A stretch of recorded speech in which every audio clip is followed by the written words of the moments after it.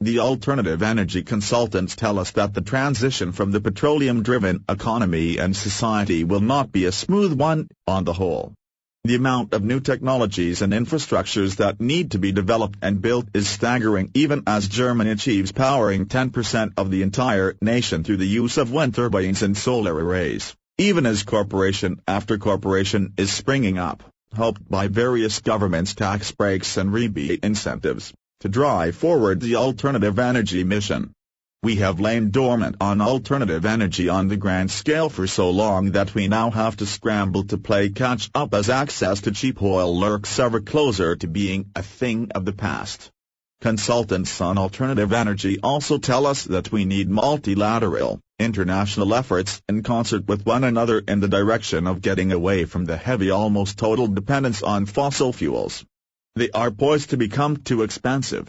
Burning them is polluting the atmosphere, and digging for them is disrupting the natural environment. We have about 30 years left of reasonably cheap oil and gas, and consultants say that within 20 years beyond that point, we had better be at least 90% independent of them. Unfortunately, at the present time the world is mostly not acting as if this is the case. The thirst for oil is growing, not slaking, and it is growing faster now than it did even in the 1970s. One of the major problems of transition, the consultants point out, is that higher oil and gas prices stimulate the economy. This flies in the face of what many energy so-called experts and many members of the public believe, but the fact is that oil and gas are found and manufactured and transported by huge corporations who employ multitudes of staff workers and contractors, and from their huge profits their stocks remain lucrative on Wall Street.